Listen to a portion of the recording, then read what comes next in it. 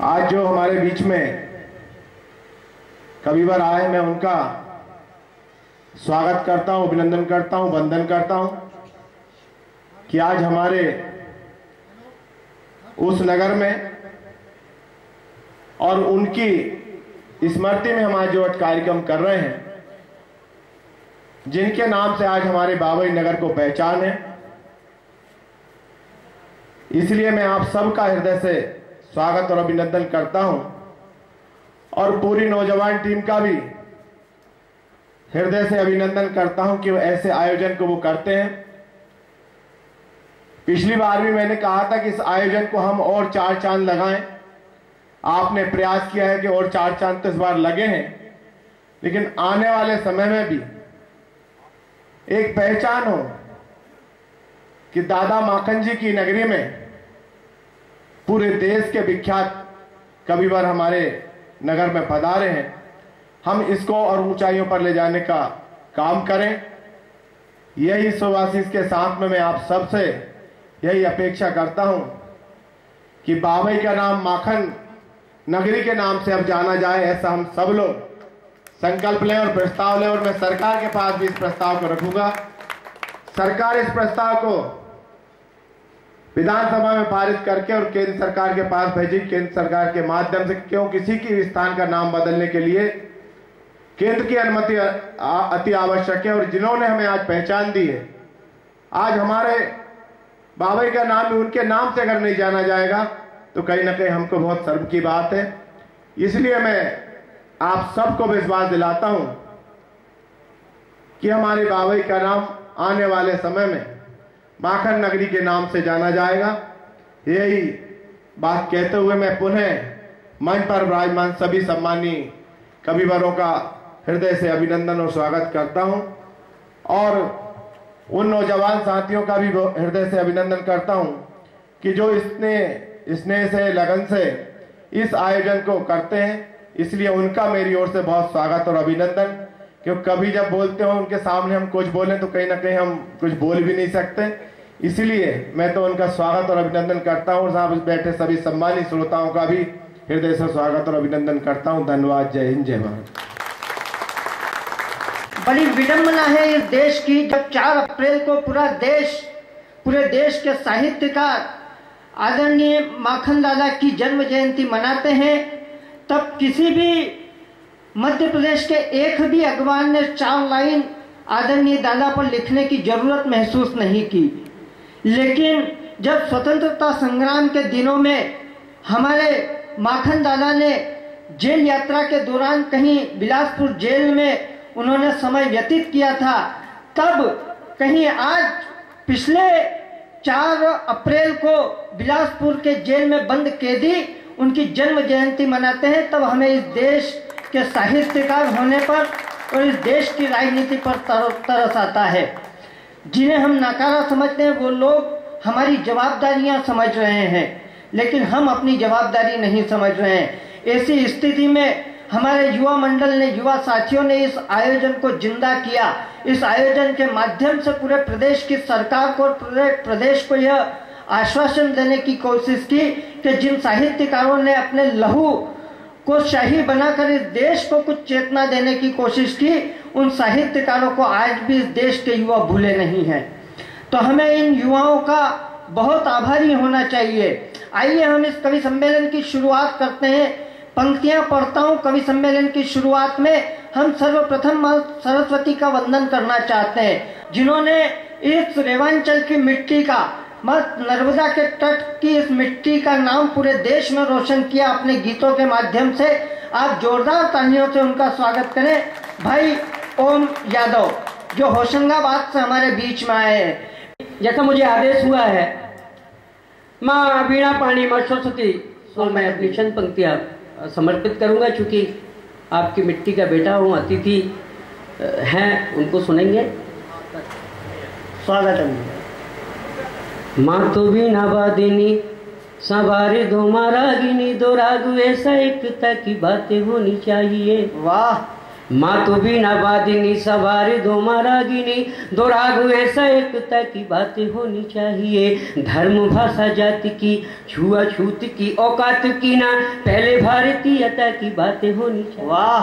शारदे विस्तार दे आतंकियों की सोच में, शारदे विस्तार दे आतंकियों की सोच में, अज्ञानियों में ज्ञान का संचार होना चाहिए। वाह वाह वाह वाह वाह! शारदे विस्तार दे आतंकियों की सोच में, अज्ञानियों में ज्ञान का संचार होना चाहिए। यही अभिलाषा मात्र, न मांगू हीरे जवारात, सुख समृद्धि से देश का श्रृंगार हो। वाह वाह वाह वाह वाह वाह भाई वाह! श्रृंगार होना चाहिए कि जब तक रहा धूप में चादर बना रहा, मैं अपनी माँ का आखिरी जेवर बना रहा, और यह दुनिया हंसना न भूल जाए, इसलिए मैं बादशाह होकर भी जोकर बना रहा। तो जोरदार तालियों से बुलाए आदरणीय ब्रज किशोर जी पटेल। कैसा अंधेर नजर आता है, कैसा अंधेर नजर आता है, सेव फल बेर नजर आता है। कैसा अंधेर नजर आता है, सेव फल बेर नजर आता है, और एक पौआ जो चढ़ा लेता है आदमी शेर नजर आता है। कि एक पौआ जो चढ़ा लेता है आदमी शेर नजर आता है, और सुबह जब रात की खुमारी उतर जाती है तो कचरे का ढेर नजर आता है। बहुत सारी बातें करी, आदरणीय कह रहे थे बाल की बात कर रहे थे। मैं निवेदन कर दूं पटेल साहब, इस देश में, इस दुनिया में सिर पर हाथ फेरने का काम सिर्फ दो औरतें करती है, एक माँ और एक पत्नी। जब माँ हाथ फेरती है तो बाल बड़े होते हैं, और जब पत्नी सिर पर हाथ फेरती है तो हमारे पटेल साहब को देखकर लगता है कि इनके तो पूरे मोहल्ले ने ही हाथ फेरा है। आदरणीय बड़ी बड़ी बातें कर रहे थे, लेकिन मैं आपको एक बहुत अच्छी घटना बताता हूँ। इनके बाल नहीं उड़े, इन्होंने तो कटिंग ही ऐसी बनवाई है नहीं, सही कह रहा हूँ मैं। पिछले दिनों आपने पिक्चर देखी होगी, गजनी आई आमिर खान की 2 साल पहले, उसमें आमिर खान ने कटिंग बनवाई, एक पगडंडी इधर से निकल गई, एक पगडंडी इधर से निकल गई। ये भी पहुंच गई इटारसी में नाई के पास कि मेरी भी गजनी जैसी कटिंग बना दे। नाई इनसे ज्यादा होशियार निकला, उसने पगडंडी की जगह 4 लाइन बना दिया। तो आप जरा उनके सम्मान में एक बार जोरदार ताली बजाएं। उन्होंने बहुत सारी बातें की, पाकिस्तान की भी बात की। मैं चाहता हूँ हम इस कवि सम्मेलन को थोड़ा और आगे मुखर करें। आप जोरदार तालियां बजाएं। मैं भाई ताहिर फराज जी को इस मंच पर, इस माइक पर आवाज देना चाहता हूँ। इन 4 पंक्तियां पढ़ता हूँ उनकी अगवानी में कि खुद अपने हाथों आग मत लगा, ये दिल का मामला है, दिमाग मत लगा, और तू भी मेरी मोहब्बत का कायल है तो 2 का गुणा कर 4 का भाग मत लगा। कोई हंसी मंजर आँखों से, कोई हंसी मंजर आँखों से, कोई हंसी मंजर आँखों से, जब ओझल हो जाएगा, कोई हंसी मंजर आँखों से, जब ओझल हो जाएगा, कोई हंसी मंजर आँखों से, कोई हंसी मंजर आँखों से, जब ओझल हो जाएगा, मुझको पागल कहने वाला खुद पागल हो जाएगा, मुझको पागल कहने वाला खुद पागल हो जाएगा, कोई हंसी मंजर आँखों से। मेरा मन रखने के लिए आप तालियां बजा देना डॉक्टर विष्णु सक्सेना जी की अगवानी में कि आलिंगन को व्याकुल है 4 मीनारे ताज की, 2 बाहें शाहजहां की, 2 बाहें मुमताज की। तो जोरदार तालियों से आवाज दे उस बड़े गीतकार डॉक्टर विष्णु सक्सेना जी को। बाबई में पहली बार आया हूँ, इसलिए यहाँ के तौर तरीकों से नावाकिफ हूँ। कविता में मुझसे कहीं कोई चूक हो जाए तो मुझे माफ़ करिएगा। इतना गर्व महसूस हो रहा है कि मैंने माखन जी को कक्षा 8 में अपने सिलेबस में पढ़ा था। सोचा भी नहीं था कि उनकी जन्मभूमि पे भी कविता पाठ करने का मौका मिलेगा। मैं बहुत खुश हूँ आज और गौरवान्वित हूँ कि आज इस मिट्टी पर कविता पढ़ने का सौभाग्य मुझे मिला। माखन जी की जन्मभूमि पे कविता सुनने का सलीका होना चाहिए। एक बार सभी लोग जोरदार तालियां बजाइए, फिर मैं शुरू करता हूँ।